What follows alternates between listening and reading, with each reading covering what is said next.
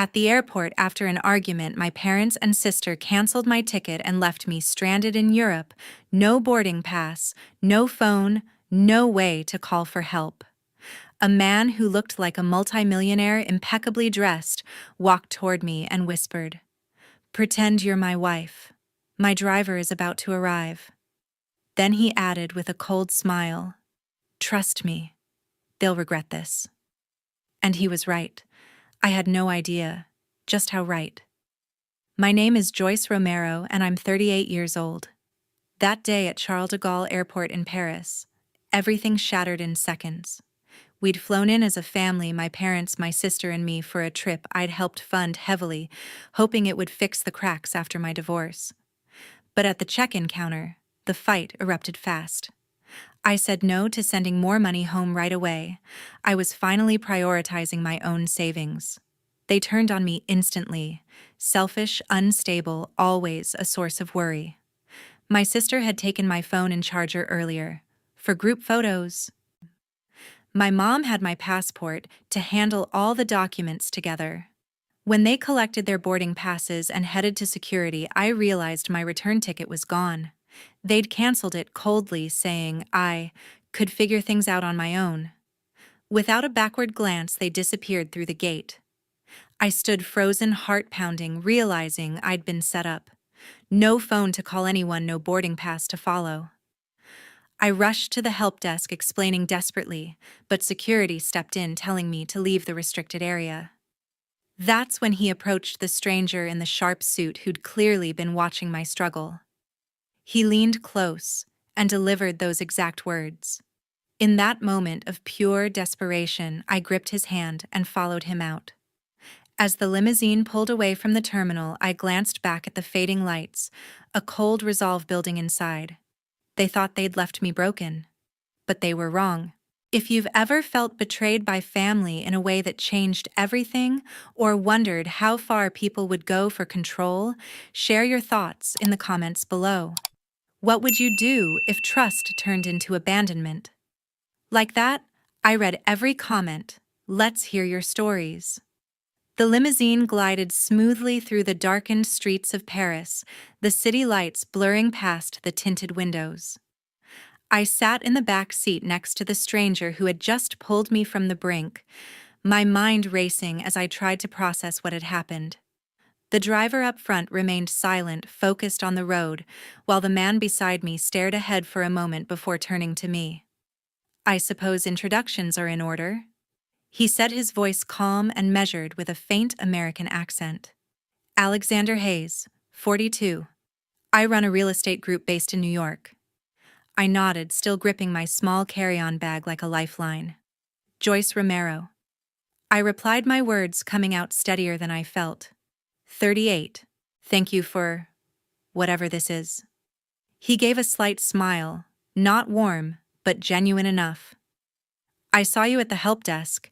You weren't panicking outwardly, you were trying to fix it yourself. That caught my eye. Most people would have broken down completely." I glanced at him, surprised by the observation. He had been watching longer than I realized. I didn't have much choice. Security was about to escort me out. Alexander leaned back against the leather seat. "Exactly. Resourceful. That's why I stepped in. I need someone like that for a short time." He paused as the car turned onto a quieter avenue, then continued. "In a couple of weeks, I have a major charity gala in New York. It's not just fundraising, it's where I close a big development deal with conservative partners. They value stability, tradition. A widowed man in his early 40s still grieving. It makes them nervous. They worry about emotional decisions affecting business." I listened, piecing it together. "And that's where the pretend wife part comes in." "Precisely," he said. "My wife died 2 years ago in a car accident. It's public knowledge. My younger brother Nathan has been using it to stir doubt inside the company, suggesting I'm not fit to lead anymore. A stable marriage appearance would shut that down temporarily." The mention of loss hit close. I thought about my own divorce, the way it had left me rebuilding everything alone. "I'm sorry about your wife." He acknowledged it with a nod but didn't dwell. "It's business. I need a partner for the event. Someone believable, not an actress who'd come off scripted. I shifted in my seat, the reality sinking in. And you picked me, a complete stranger stranded at an airport. You handled yourself well under pressure, he repeated. That's rare. The car slowed as we approached a private terminal outside the main airport. Alexander outlined the deal plainly. You play the role for the gala and related events. In return, I get you back to the States tonight on my jet, provide secure housing in my Manhattan penthouse, $50,000 in cash, and a new phone. Plus, I'll help you figure out what your family is really up to. Something about that abandonment felt calculated. $50,000. The number landed heavily. It was more than I'd saved in the last year. But I wasn't ready to jump blindly. What's the risk for me? If this is just business for you, why trust me not to talk? He met my eyes directly. Fair question, I don't. But the agreement would include confidentiality on both sides. And honestly, I'm in a weak spot too. Nathan has dug up a couple of recent deals where grief might have clouded my judgment, one investment that didn't pan out as planned. He's building a case against me internally. I need this to buy time. His honesty surprised me. He wasn't presenting himself as invincible. I weighed at the immediate safety, the money, the chance to uncover whatever my parents and sister were planning. After years of putting their needs first, this felt like taking control back. One more thing, I said firmly. My identity stays protected. No real names in public if possible, and I get final say on what stories we tell about us. Alexander considered it, then extended his hand. Deal. We shook on it as the limousine stopped at the private hangar. A sleek jet waited on the tarmac, engines already warming. We boarded quickly, the cabin luxurious but understated, plush seats, dim lighting. I buckled in as the plane taxied, exhaustion finally hitting. Alexander worked on his laptop across from me, giving space. I closed my eyes, the hum of the engines lulling me. For the first time that day, I wasn't alone in crisis. Sleep came easier than expected. When the jet touched down in New York hours later, the sky was turning light with dawn. A discreet car met us on the runway, driving straight into the city. We pulled up to a high-rise in Manhattan, the doorman nodding familiarly to Alexander. Inside the private elevator, he said quietly, "Elena Morales, my housekeeper, will show you to a guest suite. Get some rest." The doors opened to the penthouse, spacious, modern, with floor-to-ceiling windows overlooking the skyline. Elena, a warm woman in her 50s, greeted us softly and led me down a hallway to a beautifully appointed room. As she left me to settle in, I stood at the window watching the city wake up below. Tired to my core, but for the first time in hours, a spark of possibility flickered. I had made a choice on my own terms. The guest suite felt like a sanctuary after the chaos, soft lighting, crisp sheets, and a view of the city that made everything below seem distant. I showered quickly, letting the hot water wash away the grime of travel and shock, then changed into comfortable clothes Elena had laid out. The new phone Alexander provided sat on the nightstand, fully charged and ready. I picked it up without hesitation, scrolling to the only contact I'd added so far. Diane Russell, my cousin, who'd always been more like a sister when things got tough with my own family. She answered on the second ring, her voice laced with worry. "Joyce. Oh my God, where have you been? Your parents called me 3 times already." I sat on the edge of the bed, gripping the phone tighter. "I'm safe. In New York, actually." "What did they say?" Diane hesitated, then sighed. "They told me you had some kind of breakdown at the airport in Paris. Said the stress from the divorce finally caught up, that you were acting paranoid, accusing them of things, and then just walked off without saying where you were going. They're painting it like you're not thinking clearly, that you might hurt yourself or make bad decisions with money." My stomach twisted. "That's not what happened. They canceled my ticket, took my phone." "I believe you," she cut in gently. "But they're not stopping there. Your mom mentioned getting legal help to protect you from yourself. Something about filing for temporary conservatorship. They zeroed in on the condo Grandma and Grandpa left you, the one in Manhattan. Said if you're unstable, someone needs to manage it before you do something reckless. The words hit like ice water. The condo was my only real inheritance, a 2-bedroom in a prime building worth millions, now specifically deeded to me because my grandparents knew how hard I'd worked. They're trying to take control of it. From what I overheard when your dad put me on speaker briefly, yes, they're gathering statements.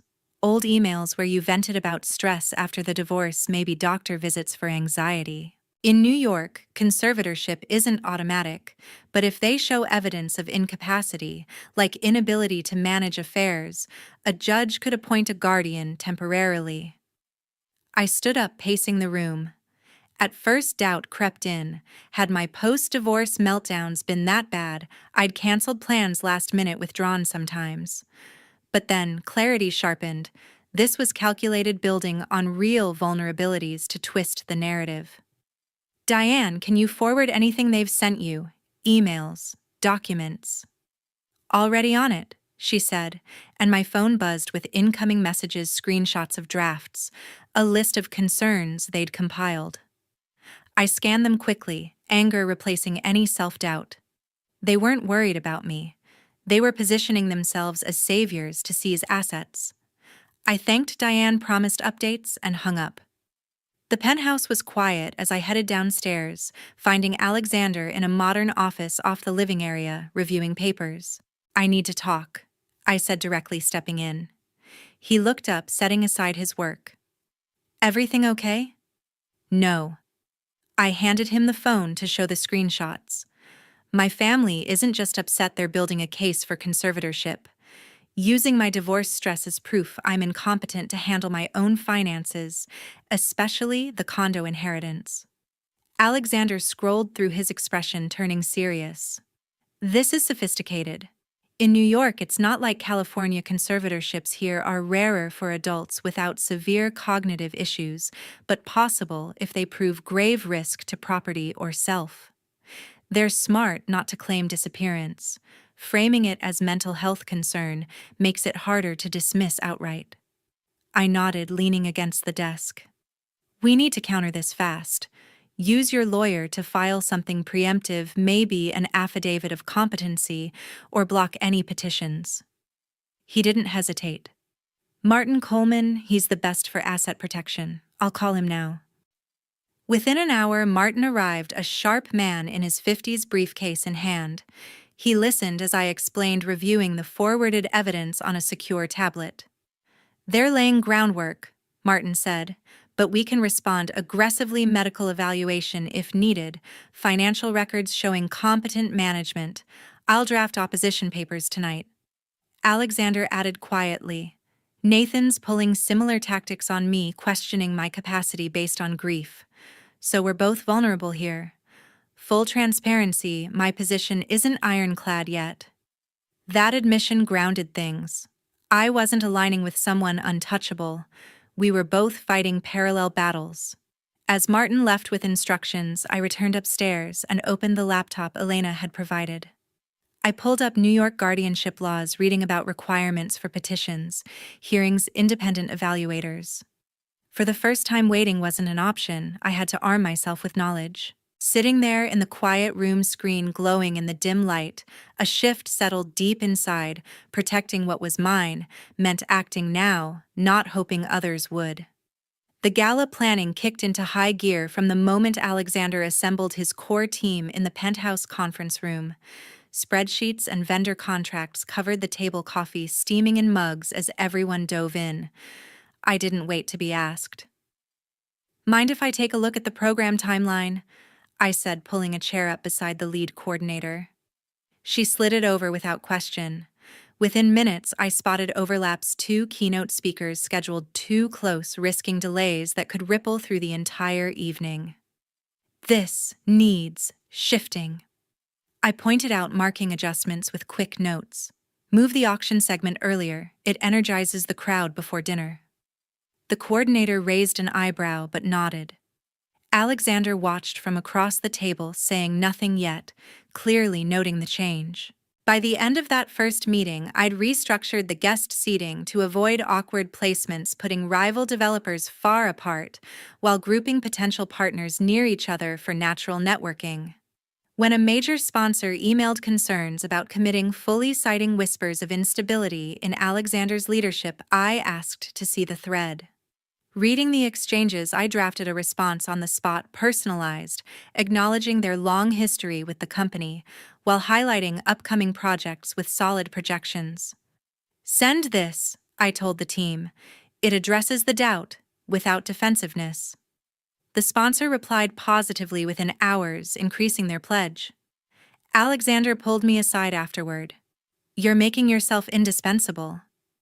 "Good," I replied, "because I'm not here to stand pretty."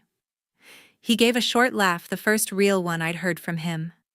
From then on, he looped me into every decision. I took charge of the reception area layout, next walking the hotel venue myself to map flow, ensuring entry points avoided bottlenecks, placing signature displays where they'd catch eyes immediately upon arrival.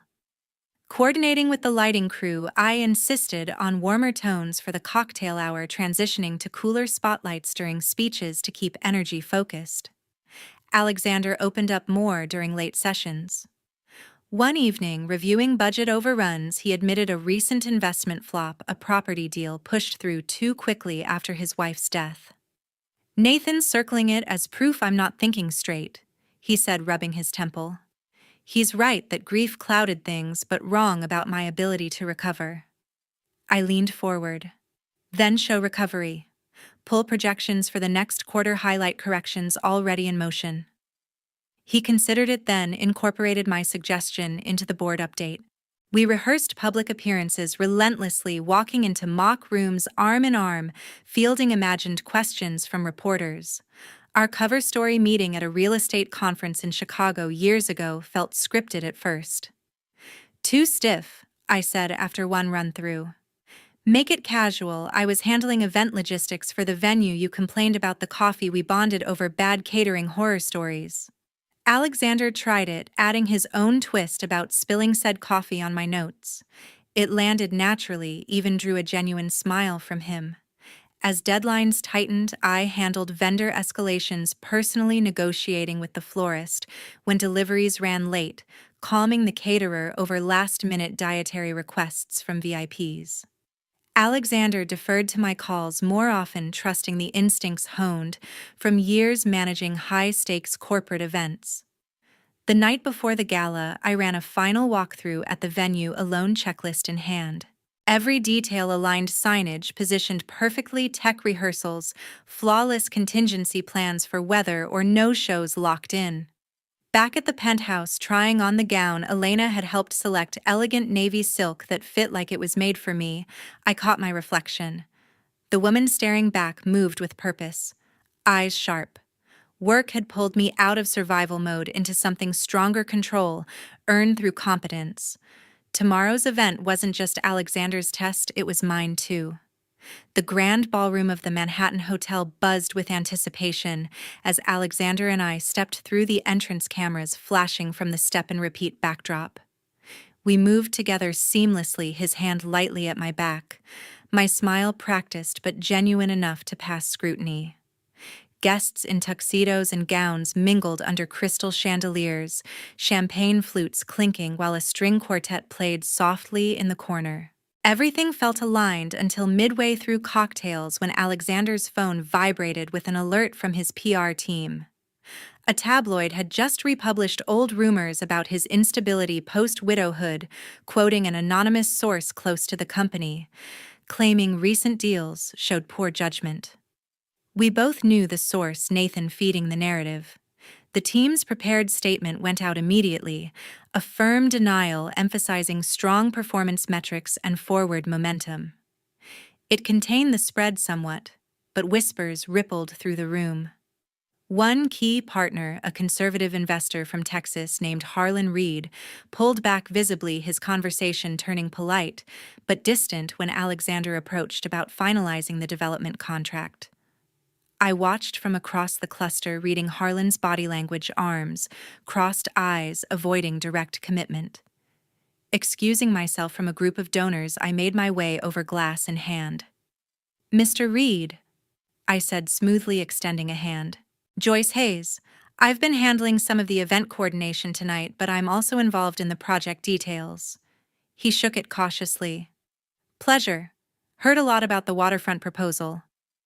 "Good things, I hope." I kept my tone light but direct.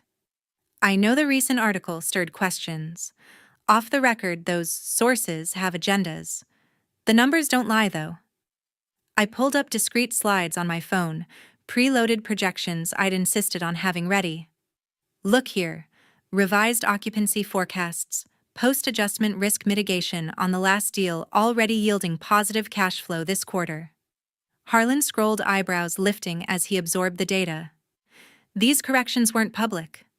"Not yet," I replied. "But they're real. Alexander doesn't hide from setbacks, he fixes them. That's why this partnership makes sense." He paused, glancing toward Alexander mingling nearby. The doubt lingered, but I pressed gently. "We've built in tighter oversight clauses if it eases concerns. Long-term, this project's positioned for 20% above market returns." Harlan handed back the phone. "Fair points. Let's talk specifics after the auction." The rest of the evening flowed better, bidding lively speeches well received. Harlan signed the contract before dessert, though, with added review milestones that tightened terms slightly. Still, it closed a win, if guarded. As the crowd thinned, Alexander and I slipped out to the waiting car, the city lights streaking past once more. "That article escalation," he said quietly, loosening his tie. "Nathan timed it perfectly. It'll give him more ammunition for his suit proof of external doubt affecting deals." I nodded, staring out the window. The contract got signed anyway. "Thanks to you," he admitted. "But damage lingers. I need something stronger to counter the narrative of isolation and poor judgment." He turned to me fully. "Marry me on paper. 1-year contract. It creates undeniable proof of stability, a committed relationship, shared life. Courts and boards respect that." The proposal landed heavy, practical, yet profound. I didn't flinch. "Terms?" I asked evenly. "Full financial compensation, 300,000 plus continued role in projects. Legal protection for your assets, too." I considered the layers protection for both of us against family attacks. I set conditions. Exit clause, anytime, no questions. I control my public image and statements. And I keep the Hayes name if I choose after dissolution or not. Alexander studied me for a moment, then agreed. "All of it. Martin can draft tomorrow." The car pulled into the underground garage. Days later at City Hall, a plain office with fluorescent lights, and a bored clerk, we signed the register. No ceremony, just witnesses and stamps. As Joyce Hayes on the certificate, I folded it carefully. This wasn't rescue anymore. It was armor I'd helped forge, shielding my future on terms I defined. The move to the Hamptons house happened smoothly, boxes unpacked by staff while I focused on settling into the new rhythm. The property sat on a quiet stretch of beachfront modern glass walls opening to dunes and ocean, far enough from Manhattan to escape daily scrutiny. Alexander suggested the change for privacy as media interest lingered after the gala.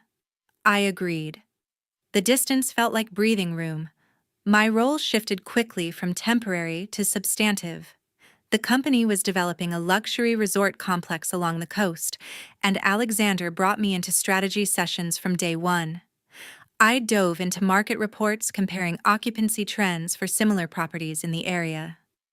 One afternoon in the home office overlooking the water, I flagged gaps. Guest feedback from competitors shows demand for more wellness-focused amenities. I said, sliding printed summaries across the desk. Spa expansion and yoga pavilions could boost off-season bookings by 15%. He reviewed my notes, then incorporated them into the architect revisions that week.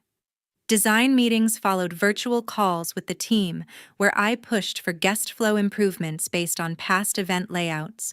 I'd managed wider pathways for events, flexible indoor-outdoor spaces to handle weather shifts. High-end clients want seamless transitions, I explained during one session. No bottlenecks between dining and entertainment areas. The lead designer adjusted plans accordingly. Martin Coleman called with updates on the guardianship front. Your family filed the preliminary petition. They're citing pre-divorce emails complaining about stress, a couple of canceled appointments as erratic behavior. It's thin but enough for an initial hearing. Wilk. I pulled old records, immediately performance reviews from my event planning days, tax returns showing steady income management, even client testimonials praising reliability. Send these as counter evidence, I instructed Martin.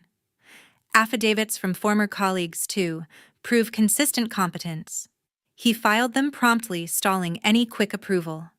Alexander faced escalation on his side. Nathan submitted formal papers claiming incapacity, referencing the same investment misstep plus the gala rumors as pattern. Late nights became routine documents spread across the dining table under warm lamps. I helped organize his defense financial audits, demonstrating recovery's board minutes, showing sound ongoing decisions. One evening, exhaustion evident in his posture, Alexander set down a folder. Grief did hit hard, he confessed. That deal, I rushed it, ignoring red flags because staying busy felt better than facing empty evenings. I pushed a revised timeline toward him. Then highlight the fixes: divestment completed, new safeguards in contracts. Turn the narrative to resilience. He implemented every suggestion, strengthening the response Martin prepared. Those sessions built quiet trust. We challenged each other's ideas without offense, refining arguments until they held firm. I handled outreach to independent evaluators. Martin recommended scheduling assessments that confirmed my mental fitness without issue. Alexander attended strategy calls for his case, incorporating my input on framing recovery narratives. The ocean view from the study became backdrop to focused work waves crashing as we cross-checked legal briefs. Martin's final update arrived during a break phone on speaker. Your parents learned about the marriage through public records. They're convinced it's proof of manipulation. Booked flights, they're coming to talk sense into you before things go further. The line went quiet after he hung up. I stared at the screen, resolve hardening. They weren't done trying to pull strings. The doorbell rang mid-morning, sharp and insistent. Elena answered, then hurried back to the study where I was reviewing resort blueprints with Alexander. Your family? She said quietly. They're here. I set down the plans. Alexander stood immediately. I'll stay out of sight unless you need me. This is your conversation. I nodded, walking to the foyer alone. Martin Coleman waited in the hallway, briefcase ready. Robert Romero stepped in first. Linda right behind Angela, trailing with eyes downcast. No hugs, no pleasantries, just tension thick enough to choke. You've gone too far, Robert said, voice low but firm. Marrying a man you barely know. Hiding here like you're above us, Linda chimed in. We came to bring you home. Your mental health is fragile, we're trying to help. I stood straight, arms crossed. Help by filing for conservatorship. That's what this is about. Robert's jaw tightened. You disappeared in Paris, refused contact. We had to act to protect your assets, the condo grandma left you. Angela shifted eyes, flicking up then away. I gestured toward Martin. My lawyer has the full file. You submitted preliminary papers claiming incapacity based on erratic behavior. Emails I sent during a stressful period after my divorce. That's not evidence, it's cherry-picking. Martin opened his briefcase, laying out documents. The petition lacks substantial proof under New York law. No medical diagnosis, no recent incidents. Just old complaints twisted to fit a narrative. Linda's face flushed. You're being manipulated by this man. He's using you for his own legal problems. I met her gaze evenly. Alexander isn't the one trying to control my inheritance. You are. Robert stepped closer. We raised you. You deserve nothing more than respect, I cut in, which you lost when you orchestrated that abandonment at the airport. Took my phone, my passport, canceled my ticket. All to push this conservatorship quietly. Angela finally spoke, voice small. We didn't mean for it to go this far. I turned to her. You borrowed my phone for photos. Mom kept my passport for convenience. You all walked away without a word. That was deliberate. Her eyes welled up. Dad said it was the only way to make you see reason. I thought, maybe you'd come back and everything would fix itself.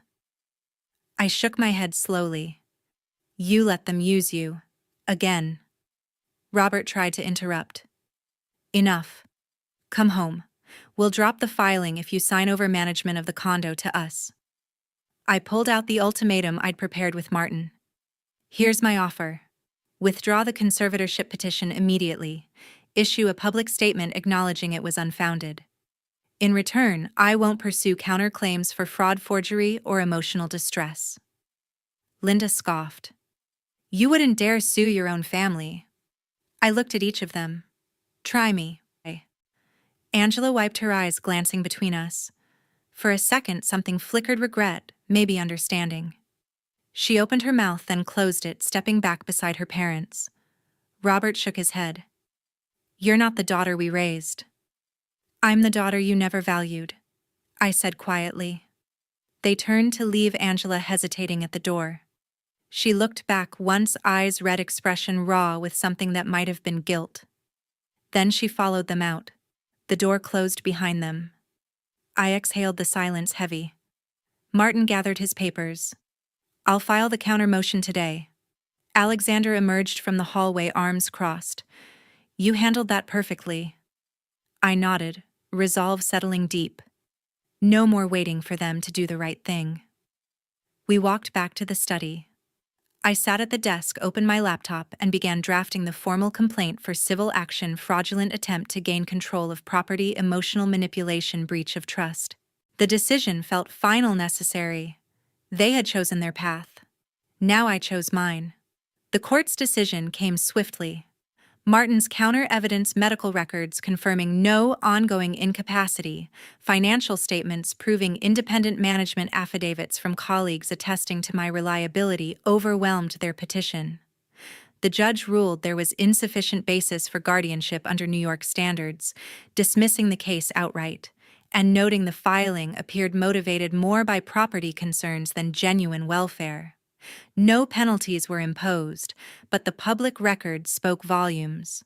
Word spread through old neighborhood circles and mutual acquaintances. Invitations dried up. Former friends distanced themselves, uncomfortable with the optics of attempted control over an adult child's inheritance. My parents lost standing in their retirement community.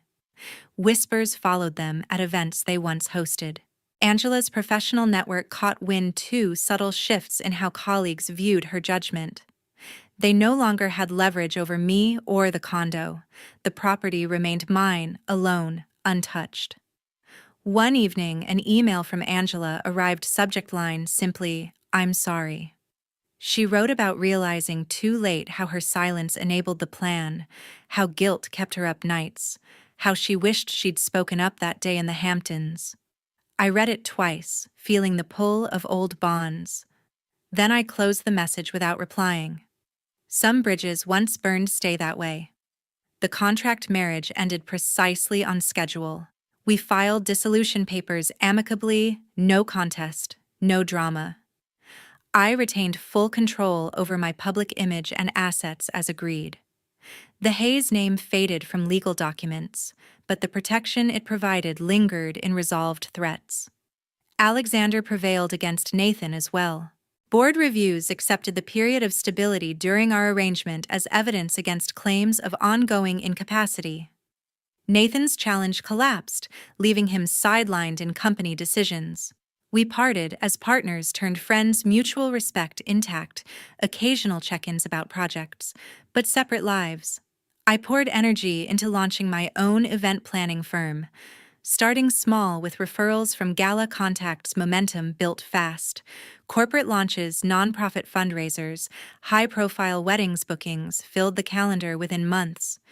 The condo in Manhattan became dual-purpose sleek office space for meetings downstairs, private living quarters above. Renovations reflected my taste. Open layouts, neutral tones, large windows flooding rooms with light. Success felt earned, not gifted.